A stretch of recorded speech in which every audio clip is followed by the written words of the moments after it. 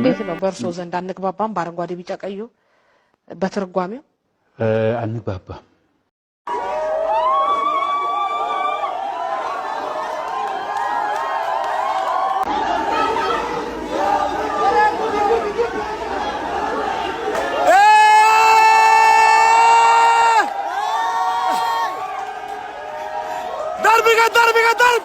Karo gubbambe alaba oromo gubba hedu jira alaba horra gubba darbani jirani kana kuno akasit laale akasit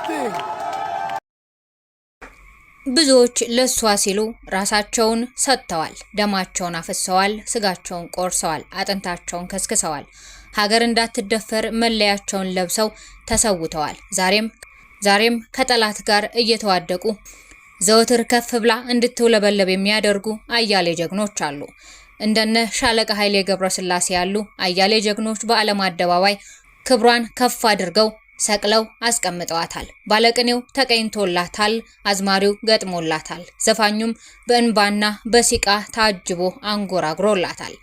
ከነዚህ መካከል ድምፃዊ ጸጋዬ እሸቱ ደምና አጥንትን ሰርስሮ በሚገባ ተስረቅራቂ ድምጹ እንዲህ ብሎ ተቀኝቶላታል።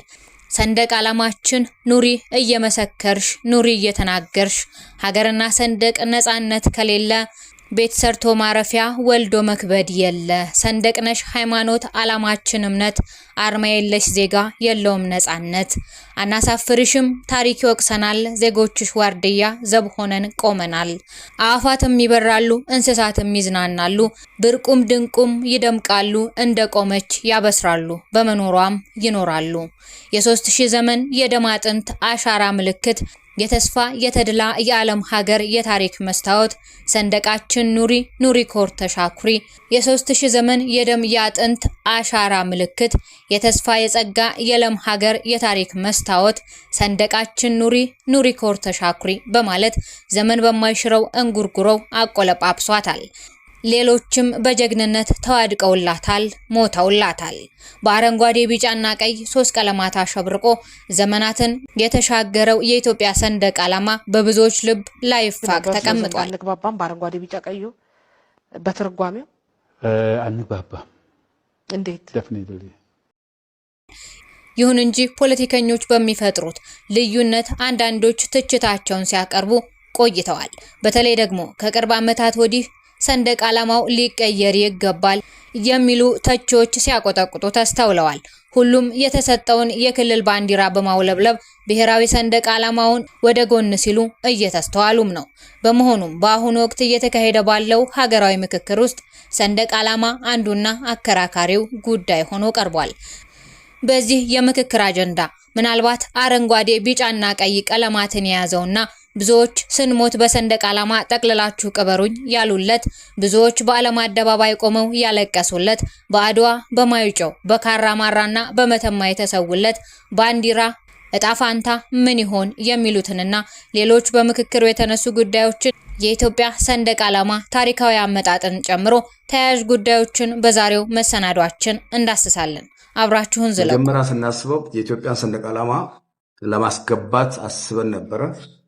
በዛ መልኩም ሰርተነው ነበር የመጀመሪያውን ድራፍ። አሁን እንደምታውቁት ሀገራችን ብሔራዊ ምክክር ላይ ነው ያለችው። አንዱ የብሔራዊ ምክክር አጀንዳ ሰንደቅ ዓላማ ነው አይደለም? ሰንደቅ ዓላማ ምልክት አርማዎቹ ላይ ነው። ስለዚህ አሁን ይሄ ሰሌዳ ለረጅም ዓመት እንዲያገለግል ነው የምንፈልገውና በኋላ ወደ ቀልባችን ምን መጣ? በብሔራዊ ምክክር አሁን ያለው የሰንደቅ ዓላማ ቅርጽና መልክ ቢቀየርስ? እንግዲህ የኢትዮጵያ ሕዝብ ነው በምክክር የሚወስኑና አናውቅምና ዛሬ ላይ ሆነ። ስለዚህ ጊዜያዊ ሰሌዳ እንዳይሆንብን ሰንደቅ ዓላማ ዛሬ 2 ሚሊዮን አስመርተን ቀይረን በነጋታው በምክክሩ ሌላ ውጤት ቢመጣ ብለን እሱን ትተነዋል። በምክክሩ መድረክ ላይ ስለ ቀለማቱ መለወጥ ከሚነሱት ሐሳቦች መካከል ዋነኛው አሰላለፉ የታሪካዊ ቀጣይነት ደጋፊዎች አቋም ነው። እነዚህ ወገኖች አረንጓዴ፣ ቢጫና ቀይ ቀለማት የኢትዮጵያ የብዙ ዘመናት የነጻነት፣ የአድዋ ድልና የአይበገሬነት መገለጫዎች በመሆናቸው በፍጹም ሊቀየሩ አይገባም የሚል ጽኑ እምነት አላቸው። ለነዚህ የህብረተሰብ ክፍሎች ቀለማቱ የሀገሪቱን ሉዓላዊነትና የጥቁር ህዝቦችን የነጻነት ትግል የሚወክሉ የኩራት ምንጮች እንጂ የፖለቲካ ስርዓቶች በተቀያየሩ ቁጥር የሚለወጡ ተራ ምልክቶች አይደሉም።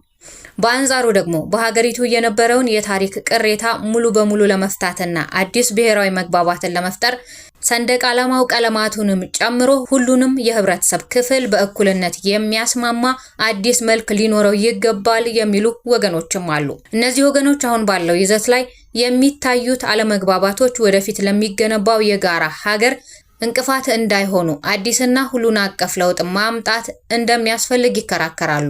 ከቀለማቱ በተጨማሪ በሰንደቅ ዓላማው መሃል ላይ ስላለው አርማ የሚነሱ ቅሬታዎችም የውይይቱ አካል ናቸው።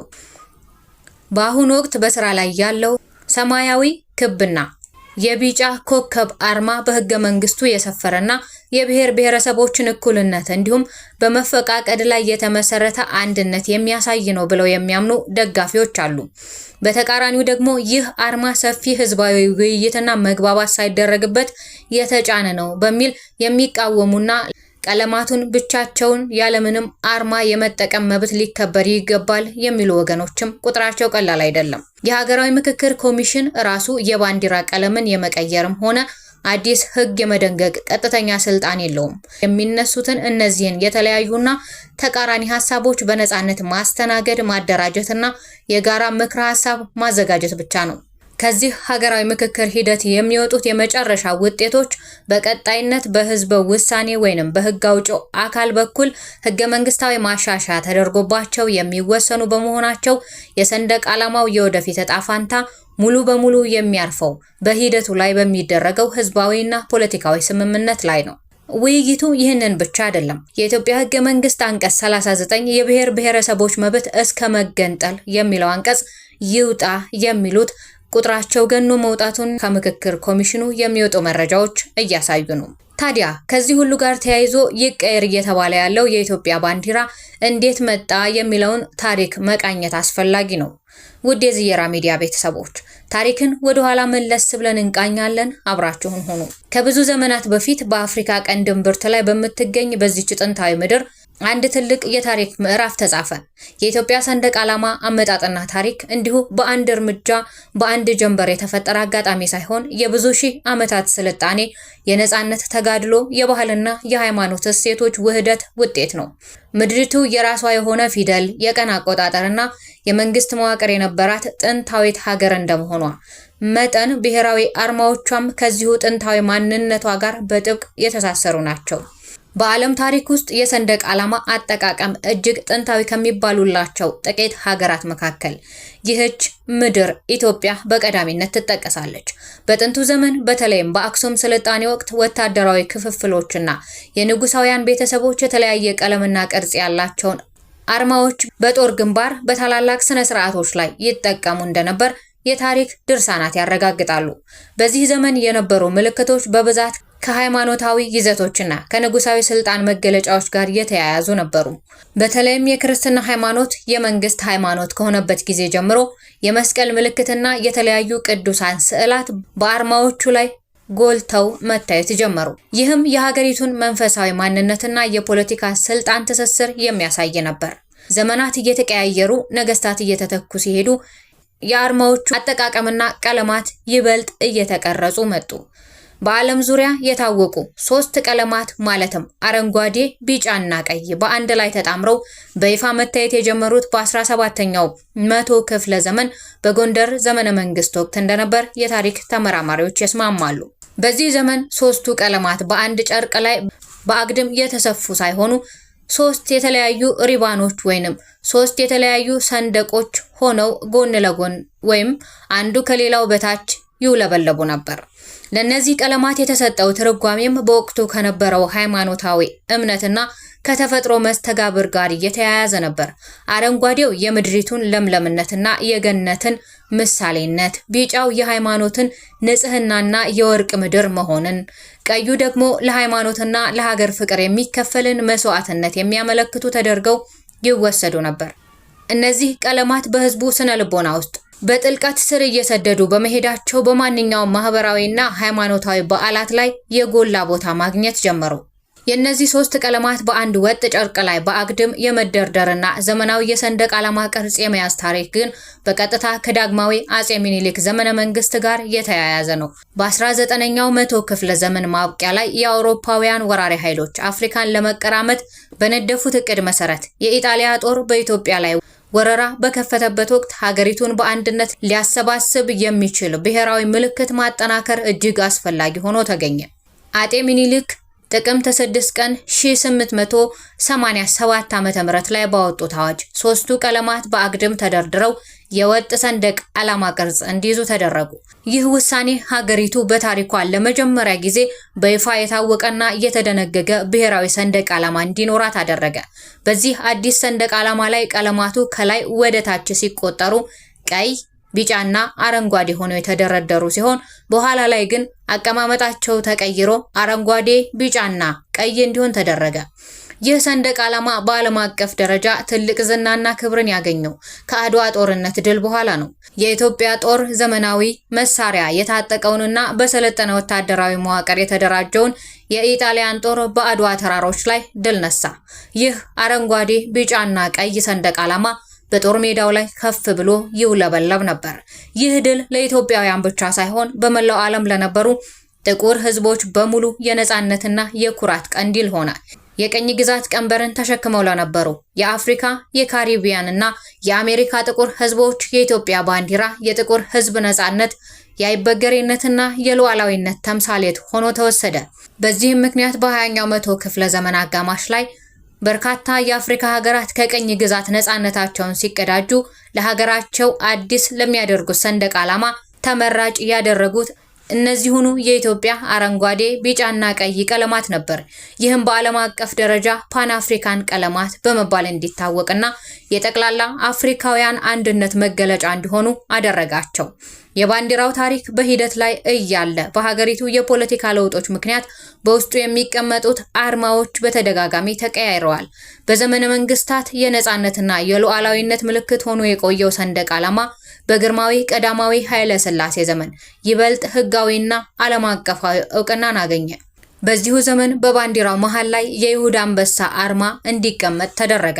አንበሳው ዘውድ የደፋ በአንድ እጁ የሰንደቅ ዓላማ ዘንግ የያዘና በዘንጉ ጫፍ ላይ መስቀል ያለው ነበር።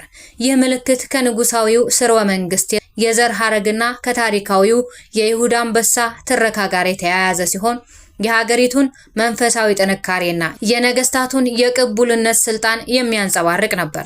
ሰንደቅ ዓላማው በዚህ መልክ ለብዙ አስርት ዓመታት የሀገሪቱ ዋነኛ መታወቂያ ሆኖ አገልግሏል። በተለይም በሁለተኛው የኢጣሊያ ወረራ ወቅት አርበኞች በዱር በገደሉ የተዋደቁትና በስደት የነበሩት ንጉስ በጄኔቫ የመንግስት ማህበር መድረክ ላይ ቀርበው የተከራከሩት ይህንን ሰንደቅ ዓላማ አንግበው ነበር። ከ5 ዓመታት መራራ ተጋድሎ በኋላ ሀገር ነጻ ስትወጣ በፋሺስት ኢጣሊያ ባንዲራ ምትክ ይህ የይሁዳ አንበሳ ያለበት ሰንደቅ ዓላማ በመዲናዋ አዲስ አበባ ላይ በክብር ተሰቀለ። በ1966 ዓመተ ምህረት የኢትዮጵያ ንጉሳዊ ስርዓት በወታደራዊው ደርግ መንግስት ሲተካ በሰንደቅ ዓላማው ላይ የነበረው የይሁዳ አንበሳ አርማ የፊውዳል ስርዓት መገለጫ ነው በሚል ተወገደ። ደርግ መጀመሪያ ላይ አንበሳውን ያለ ዘውድና ያለ መስቀል እንዲቆም አድርጎ የተጠቀመበት ቢሆንም በኋላ ላይ ግን ስርዓቱ ወደ ሶሻሊዝም ርዕዮተ ዓለም ሙሉ በሙሉ ሲያዘነብል አዲስ ብሔራዊ አርማ አዘጋጀ። ይህ አዲስ አርማ የኢትዮጵያ ሕዝባዊ ዲሞክራሲያዊ ሪፐብሊክን ለመወከል ታስቦ የተዘጋጀ ሲሆን በውስጡ የኢንዱስትሪ ማርሽ፣ የግብርና ምርትን የሚያሳይ የእህል ዘለላ፣ የቀይ ኮከብና የፀሐይ ጨረር ምልክቶችን የያዘ ነበር። ይህ አርማ በሶሻሊስት ሀገራት ይዘውት ከነበሩት ምልክቶች ጋር ተመሳሳይነት የነበረውና የሰራተኛውንና የገበሬውን ህዝብ ስልጣን ያሳያል የተባለ ነበር።